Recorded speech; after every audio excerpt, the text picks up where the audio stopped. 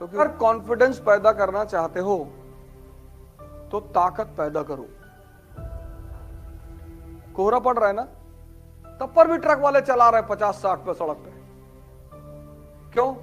ताकत है ना, उन्हें थोड़ी बचाना है अपने आप को, अगले को जो स्कूटी लिए जा रहे हैं उनको उतर के चलना है कोहरे में। इसीलिए तो सब राजा बन नहीं पाते, क्योंकि स्कूल की जो लाइफ होती है उसमें यही पढ़ाया जाता है, honesty is the best policy.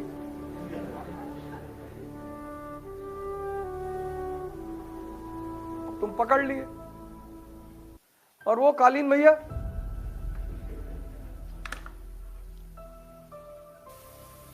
Guddu Pandit का तो कभी आईएएस न निकले। हम इस टाइप के आदमी हैं लाला, अरे कि हम कब क्या करेंगे हमको पता ही नहीं। इनका प्री ना निकले जिंदगी भर, गोलू पंडित इनका ना निकले, मुन्ना तो एसएससी ना निकाल पाए। मुन्ना का जो हाल है, हम भगवान हैं, हम अमर हैं, हम नहीं मरेंगे। अबे पागल हो।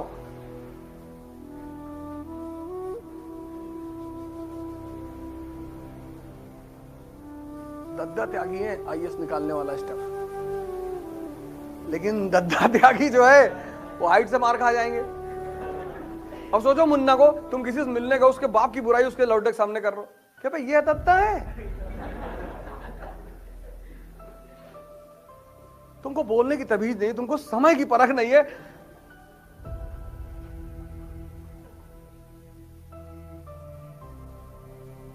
महत्वाकांक्षा का जो खेल है ना, वो शक्ति पर टिका हुआ है, मन की और शरीर की दोनों। हमसे लोग पूछते हैं कि अब क्या करोगे? अब प्रधानमंत्री बनेंगे। तो कुछ तो अब कुछ बोलते नहीं, पहले तो बोलते थे, अब नहीं बोलते। कोई लोग सर झुका के मुस्कुरा देते हैं,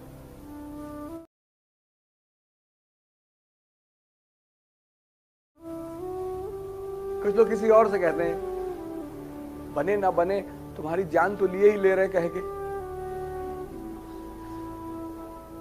तो यूपी का चुनाव था तो बहुत लोगों से मैंने कहा, बस अखिलेश जी का फोन आया था, कह रहा था कि जहां से चाहो यूपी में वहां से लड़ जाओ, हमारी सीट से लड़ जाओ। अच्छा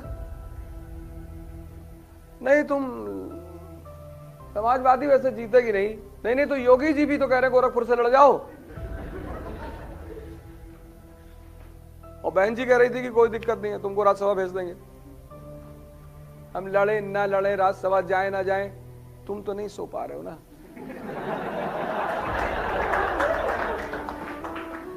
तुम हमारे पीछे काहे पड़े हो? हम कुछ करें, हम कल भालू खरीद के ले आए ना चाहे, तुमसे मतलब।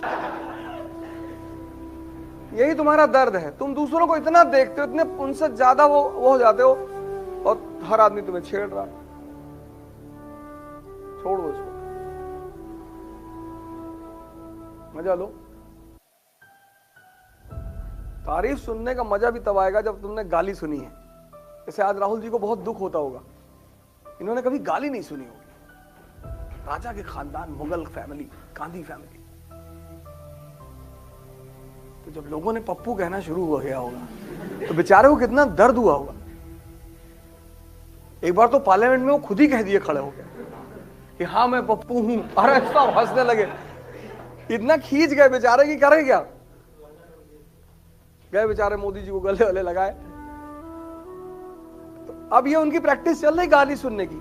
यही अगर वो 15 पे सुन लिए होते, तुम अपने पापा की गाली सुने, टीचर की सुने, तो आज लड़ने की क्षमता रखे हो ना। तुम महान तभी बनोगे जब तुम्हारी बुराई होगी, तभी तुम्हें समाज को दिखाने की इच्छा पैदा होगी कि अच्छा, अगर सब तुम्हारी तारीफ करने लगे ना तो तुम कुछ नहीं कर पाओगे। जिनका दिमाग जिंदा है, जो मरे हुए हैं वो तो कुछ नहीं करेंगे। जिनका जिंदा है, गांधी की बेइज्जती हुई, महान बन गए। अंबेडकर की बेइज्जती हुई, महान बन गए। तो ये तो अच्छा है कि तुम्हारी बेइज्जती होती है। तुम टीचर को क्लास में हाथ उठा के सवाल पूछा करो, जवाब दिया करो। तुम ये सोचते हो कि टीचर हमें कुछ बोल देगा, डांटेगा ना, इससे ज्यादा तो कुछ नहीं करेगा, मार सकता नहीं। मार कैसे सकता है? डांटेगा, फिर पूछो, कल भी पूछो, परसों भी पूछो, सड़क पे जाके पूछ लो, चिट्ठी लिख के पूछ लो,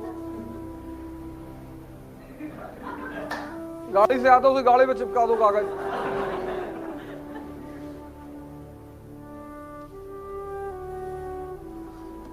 तुम जब तक कमजोर रहोगे शरीर और मन के स्तर पर, महत्वाकांक्षा तुम्हारे लिए नहीं है,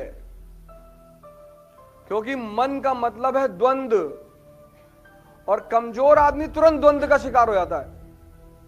अच्छा, सोशियोलॉजी में नंबर नहीं मिलते? अब 4 लोग कह दिए और 4 कहेंगे ही। उन 4 का काम ही क्या है? कहना। 4 तो तुमसे कहे, अरे तुम आईएएस की तैयारी करने जा रही हो? जी। तुम्हारा कभी नहीं होगा। अब ये गई अपने कमरे में बैठ के चद्दर उद्दर ओढ़ के रो रही दिन भर के, हमको मास्टर ने कह दिया हमारा नहीं होगा।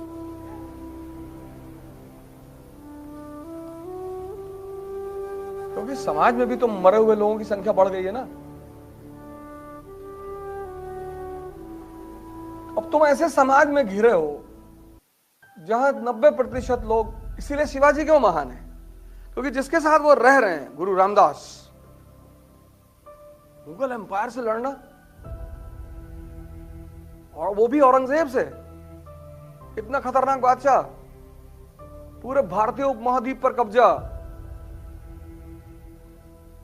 तो कोई तो होगा जो पीछे से इंजेक्शन लगा रहा होगा, गुरु रामदास। इसलिए तुम महाराष्ट्र जाओगे तो जहां जहां तुम शिवाजी की फोटो पाओगे तो तुम देखोगे कि शिवाजी खड़े हैं और गुरु रामदास उनके बगल में बैठे हुए हैं।